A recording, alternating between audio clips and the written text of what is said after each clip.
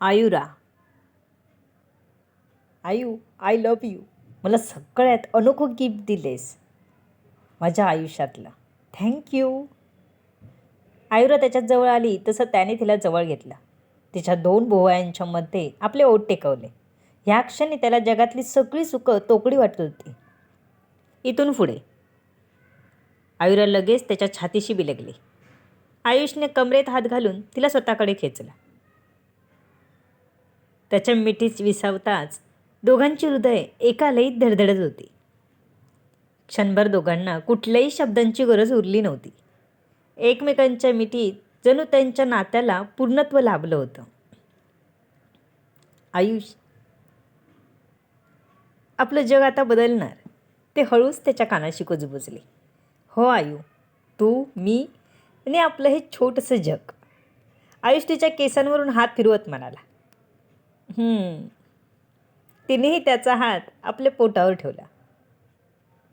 आयू, तुला माहीत आहे का? आयुष हळू आवाजात बोलला. हा क्षण माझ्यासाठी स्वप्नासारखा आहे. आयुराने त्याचं शर्ट अलगद पकडला. माझ्यासाठी, ती हळूच पुटपुटली. मला अजूनही विश्वास बसत नाही की आता आपल्या घरी आपलं छोटंसं बाळ येणार आहे. आयुषने आयुराच्या गालावर हात ठेवला. आयू, तू मला सर्व दिलंस. मी काय पुण्य केलं होतं हे सगळं मिळवायला माहीत नाही. तिचे डोळे भरून आले. माझ्या आयुष्यात तुम्ही आहात ना, हेच खूप आहे. ते आपलं बोट त्याच्या बोटात गुंफत म्हणाले. आयू, आज मी वचन देतो, तुला आणि आपल्या येणाऱ्या बाळाला मी काहीच कमी पडू देणार नाही.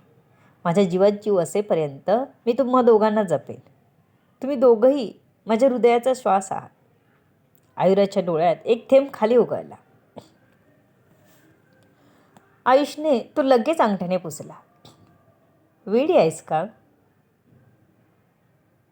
आज आपला आनंदाचा दिवस आहे. त्यावर तिने हलकी मान हलवली. खरंच आज मी खूप खुश आहे आयुष. तिने आपलं डोकं आयुषच्या छातीत लपवलं. त्याच्या स्पर्शाची ऊब तिला वेगळीच अनुभूती देत होती. दरवाजावर टकटक झाली तशी आयुरा आयुषपासून लांब झाले. डॉक्टर आले. डॉक्टर, मी घरी जाऊ शकतो का? घरी माझी काळजी घ्यायला सर्व आहेत. मी हळूहळू स्वतःच करेन. मी चेकअपला सुद्धा येईन. तो डॉक्टरांना म्हणाला. तसे डॉक्टर आधी हसले. रोजचं ड्रेसिंग, बँडेज जमणार आहे का घरी? कारण पायाची जखम अजूनही खोल आहे. ती काही लवकर भरणार नाही. त्यासाठी खूप केअर घ्यावी लागेल, डॉक्टर म्हणाले. एखादी नर्स घरी अरेंज करता येईल, पण इथे राहिलो तर अजिबात रिकवर होणार नाही मी. आयुष थोडंसं तोंड वाकडं करत म्हणाला. देवेशशी मी बोलतो, मग सांगतो तुला काय करायचं ते, डॉक्टर म्हणाले. ठीक आहे, आयुष म्हणाला. मनातून खुश होता. आपल्याला घरी जायला मिळणार. त्याला तिकडे काळजी घ्यायला आयुरा, आई बाबा, निधी, अवनी वहिनी आणि आराध्य दादा होता. पण इथे फक्त त्यांची नाचानाच होत होती. देवेश भाऊजी, तुम्ही आलात? बसा ना. आयुराने उठून लगेच देवेशला खुर्ची दिली. पण इकडे आयुषचा जीव वर खाली झाला. आयुरा पटकन उठली म्हणून त्याला काळजी. आयू, हळू आता, असं लगेच उठू नकोस, त्याने तिला हळू आवाजात समजावलं. काय झालं वहिनींना? आयुष असं करतो बघून देवेशने न समजून विचारला. तू काका होणार आहेस, आयुष म्हणाला. ओ खरंच? मोठी बातमी आहे मग. अभिनंदन, देवेश खुश होत म्हणाला. दोघांनी थँक्यू म्हणाले. देवेश, डॉक्टरांना बोल ना घरी सोडायला. आयुष आता त्याला विनंती करत होता, म्हणजे थोडासा मस्काच मारत होता. आयुष, तुला बरं पण वाटलं पाहिजे ना. तुला मुद्दाम थोडीच नाही इथे ठेवलं आहे, देवेश म्हणाला. देवेश, खरंच मला इथून निघून जायला मन करतं. मी पळून जायच्या आधी घरी पाठवायला सांग त्यांना. मी नर्स अरेंज करेन, पण इथे नको वाटतं मला आता, आयुष म्हणाला. मग देवेशला त्याची दया आली. त्यालाही सर्व कामधंदे सोडून आयुष मागे यावं लागायचं. पण आता जर घरीच असेल तो, तर काहीच काळजी करायची गरज नव्हती. ओके, मी डॉक्टरांशी बोलून घेतो. देवेश आयुषच्या खांद्यावर थोपटत म्हणाला. देवेश बोलायला गेल्या म्हटल्यावर आयुष आणि आयुरा दोघंही खुश झाले. थोड्याच वेळात आयुषची सॉरी घराच्या दिशेने निघाली. घरी कधी एकदा जातो आणि आनंदाची बातमी देतो असं झालं होतं दोघांना. जेव्हापासून अधिराज गायब झाला होता, निधीने त्याच्या कंपनीत जायचं धाडस केलंच नव्हतं. तिने घरातूनच मेलवर रेजिग्नेशन लेटर टाईप करून पाठवलं होतं. त्यामुळे सध्या ती घरीच होती. सध्या अवनीसुद्धा दुकानात जात नव्हती. फक्त आराध्य तेवढा कामाला जात होता. त्यामुळे सगळे अगदी जीव मुठीत घेऊन त्याची घरी येईपर्यंत वाट बघायचे. तो घरी आला की मग सगळे रिलॅक्स व्हायचे. या सगळ्या खिचडीत त्याला कोणी टार्गेट करू नये म्हणून अवनी नेहमी देवाला प्रार्थना करायची. आयुष आणि आयुराला घरी सोडायला देवेश आणि त्याची टीम आली. संध्याकाळ असल्याने दरवाजा उघडाच होता.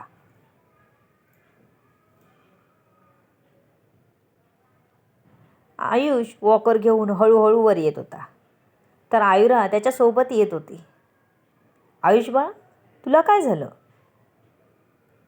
तुम्ही मुलं आमच्यापासून सगळं लपवायला लागलात. मोठे झालात का रे एवढे? आयुषला बघून माधवी रागाने म्हणाली. आई शांत हो, मी आत तर येतो आधी, मग आपण बसून बोलू ना. माधवी त्याला पकडून आत घेऊन आली. त्याला सोफ्यावर बसवलं. त्याच्या केसातून प्रेमाने हात फिरवत एक गालाचा मुका घेतला. बाळा, काय आणि कसं झालं आम्हाला सांगशील? मला आयुराला बरं नाही एवढंच माहीत होतं. काल ती आली, मला वाटलं तू कामात अडकला असशील, म्हणून मी काही जास्त चौकशी केली नाही. तुम्हा मुलांना आमची काळजी कमी आणि कटकट जास्त वाटते. माधवीचा आवाज आता एकदम कापरा झाला होता. तिच्यातली आई जागी झाली होती. आई सांगतो सगळं, पण मी येणं घरी गरजेचं होतं. आयुषने अतपासून इथपर्यंत सगळं आपल्या आईला सांगितलं. तेव्हा माधवींनी तोंडावर हातच घेतला. एवढं सगळं झालं? तू आता ठीक आहेस ना बाळा? आयुरा ठीक आहे का? त्याने लगेच आयुराकडे बघत विचारलं. एरवी खडूस वाटणारी सासूच्या चेहऱ्यावर काळजी बघून आयुरालाही बरं वाटलं. तिने लगेच मान हलवली. हे सगळं आधी ऐकलं असतं तर तुम्हाला धक्का बसला असता ना, म्हणून आम्ही तुम्हाला सांगितलं नाही, आयुषने सांगितलं. माझा देव साह्यावर आहे. देवा, मी तुला 7 नारळांचं नारळ तोरण बांधेल. नवस मागायच्या आधीच तू माझ्या लेकराचं संरक्षण केलंस. माधवीच्या डोळ्यात पाणी जमा झालं. तिने देवाकडे लगेच साकडं घालून मोकळी झाली. आई, असं म्हणतात की दुःखाच्या मागून सुख येतं. तसंच झालंय बघ. आयुष हळूच आयुराकडे बघत हसत होता. आयुरा लाजली. तिने पुढे काही सांगायच्या आधीच मान खाली घातली. आयुषने पुढे होत तिचा हात आपल्या हातात पकडला आणि बोटं आतमध्ये गुंफून हळू आपल्याकडे ओढला. आता तर तो आयुराला स्वतःपेक्षाही जास्त जपत होता. तीही त्याच्याजवळ येऊन बसली. तिची बोटं स्वतःच्या बोटात गुंफून त्याने हसून माधवीकडे बघितल्या. तुम्ही आजी आजोबा होणार आहात, आयुष म्हणाला. तशा आयुराच्या चेहऱ्यावर लाली पसरली आणि आयुषने पकडलेला हात अजूनच घट्ट झाला. निधी, अवनी सगळे एकत्रच ओरडले. काय खरंच? निधी आणि अवनीने आयुराला येऊन घट्ट मिठी मारली आणि आयुराभोवती गराडा घालून बसले. माधवी खूपच खुश झालेल्या दिसत होत्या. तर लगेच उठून आयुराकडे आल्या. त्यांनी तिच्या डोक्यावरून हात फिरवत तिला मिठी मारली. मी खूप खुश झाले. बरं बाई, तुम्ही तरी मनावर घेतलात. मला तर खूप काही करायचं आहे. आणि हो, आता तुला काय खावं असं वाटलं तर मला सांग. माधवी लगेच तयार झाल्या होत्या काहीही करून द्यायला. सगळे चक्रावले. 5 मिनिटापूर्वी त्यांना काही झेपत नव्हतं सुना सगळं काम करत होत्या आणि ही बातमी काय कळली, तिचं सगळं दुखणं गायब झालं. बरं, म्हणजे तू आता ठणकी झालीस तर? माधव लगेचच म्हणाले. ते काही चान्स सोडत नव्हते. हो तर? माधवी खुश होत म्हणाल्या. देवाजवळ साखर ठेवते. माधवी आत गेल्या तसे सगळं जोरात असले. कारण त्यांची लगबगच चालू होती तशी. जिथे देवाची बत्ती लावायला सुनबाई पाहिजे होती तिथे आजी होणार म्हटल्यावर माधवी चार्ज झाल्यासारख्या वाटत होत्या आणि त्या साखर ठेवायला जात होत्या. अवनीने दिवा लावला. घरात एकदम आनंदाचं वातावरण तयार झालं. स्वतः आयुष आपल्या पायाला विसरून गेला होता. मागच्या 2 दिवसात काय काय घडलं हे सगळंच विसरून गेले सगळे आणि आनंद साजरा करत होते. मी शिरा करते. अवनी लगेच उठून म्हणाली. चल आयुष, आम्ही निघतो. देवेश म्हणाला. भाऊजी असं काय, शिरा खाऊन जा, तोंड गोर करून जा. आज एवढी आनंदाची बातमी मिळाली आहे सगळ्यांना, साजरी तर करू. अवनी म्हणाली. मग त्यांना काही नाही म्हणता आलं नाही. ती आयुष आणि आयुरासाठी खुश होती. जर आपलं पहिलं बाळ असतं तर आपलेही असेच लाड झाले असते. आता तो 3-4 वर्षाचा नक्कीच असणार होता. पण जाऊ दे, जे नसतं आपलं ते कधीच आपल्याला मिळत नाही. तिने मनातला विचार बाजूला सारून डोळ्यातलं पाणी पटकन पुसून किचनमध्ये गेली. आपलं दुःख न दाखवता अवनीने आयुराचा आनंद मनापासून साजरा केला. शिरा सगळ्यांनी अगदी नावाजून खाल्ला. देवेश आणि त्याची टीम लगेच तिथून निघाली. समीर आयुराला सोडून घरी पोचला.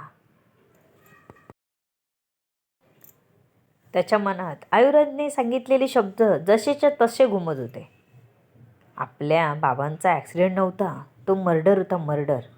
आदिराजच्या वडिलांनी भैरवनी केलेला.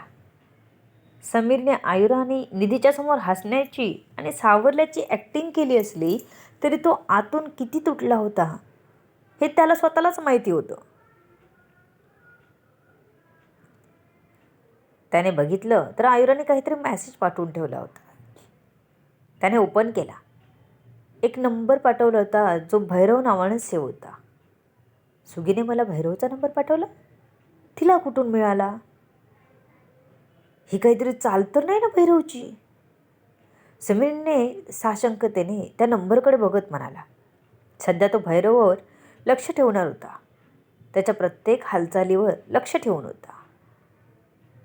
अधिराज कुठे गेला काही माहीत नाही.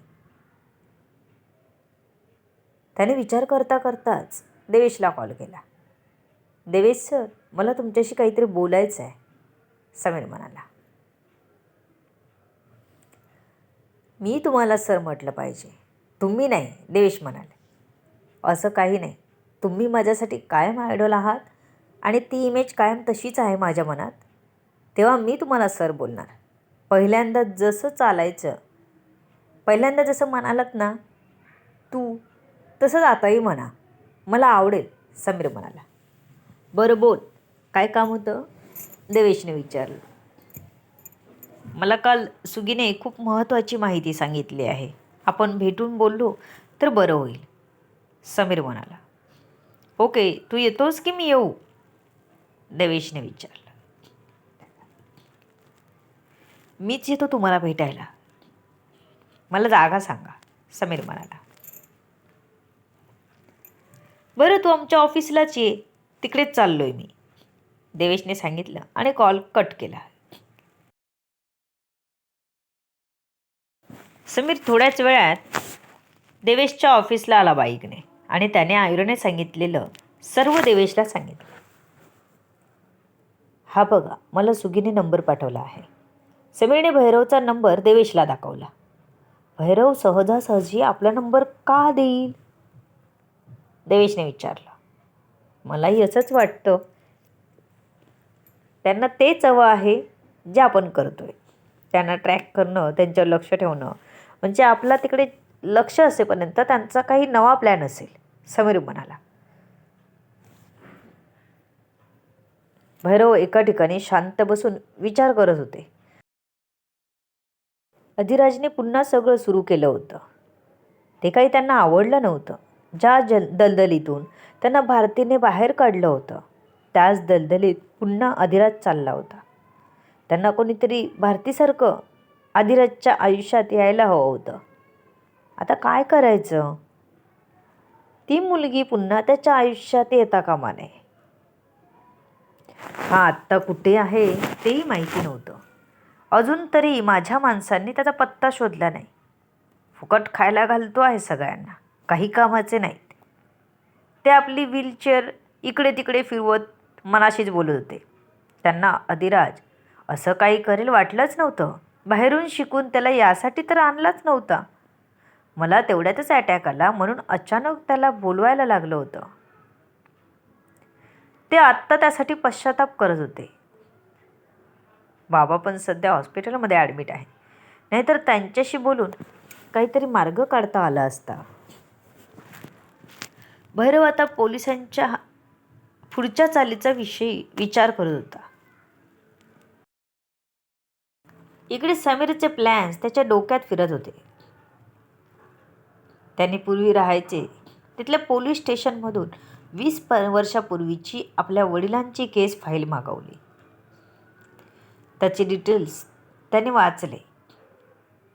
त्यात निव्वळ अपघात म्हणून लिहिण्यात आलं होतं. म्हणजे तेव्हाच्या पोलिसांना भैरवने पैसे दिले असतील म्हणून जास्त तपास न करता त्यांनी केस क्लोज केली. बरं, ह्याला पाठपुरावा करणारं सुद्धा आपल्या फॅमिलीत कोणी नव्हतं.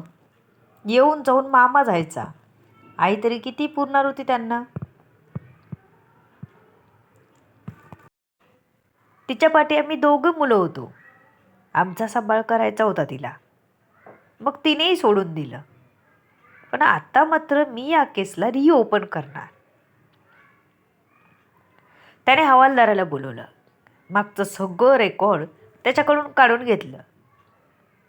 समीर स्वतः साहेब म्हटल्यावर आता कोणाची हिंमत नव्हती त्याला काही बोलायला.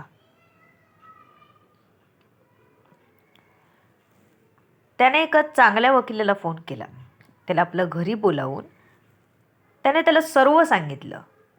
वकिलाने पुढे काय करायचं सांगून केस आपल्या बाजूने कशी होऊ शकते ते सांगितलं. काय पुरावा मिळू शकतो? CCTV कॅमेरे त्या एरियात होते का ते बघावे लागणार होते. 20 वर्षापूर्वीचं फुटेज मिळणं तर त्याहून कठीण होतं. पण आता थांबायचं नव्हतं. आता शेंडी गेली का मुंडी गेली. थांबायचं नाही हे त्याने ठरवलंच होतं.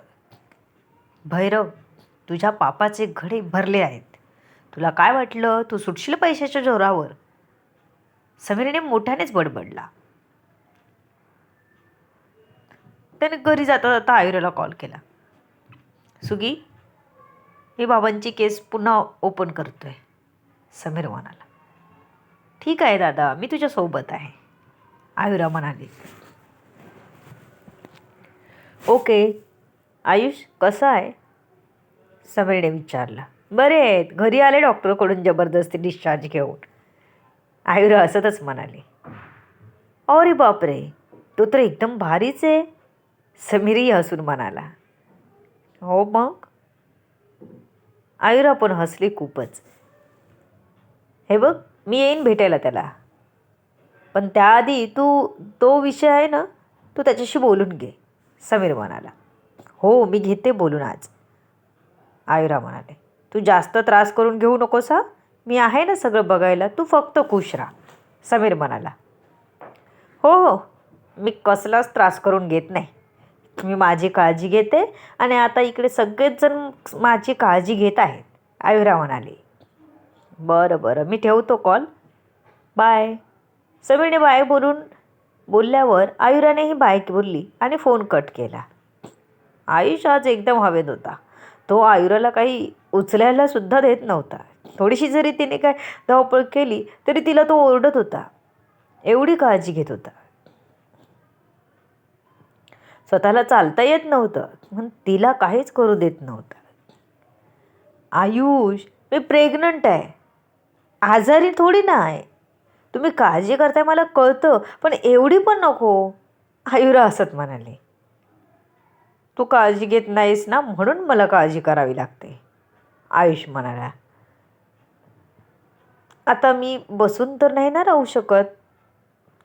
आधीच अवनी वहिनी दुकानात गेल्या नाहीत, आता तर जातील. तुम्ही घरी आलात तर तुमचं जमेल तेवढं तर मला केलं पाहिजे. सर्व आईंवर तर टाकून जमणार नाही ना. आयुराने आयुषला वस्तुस्थिती समजावली.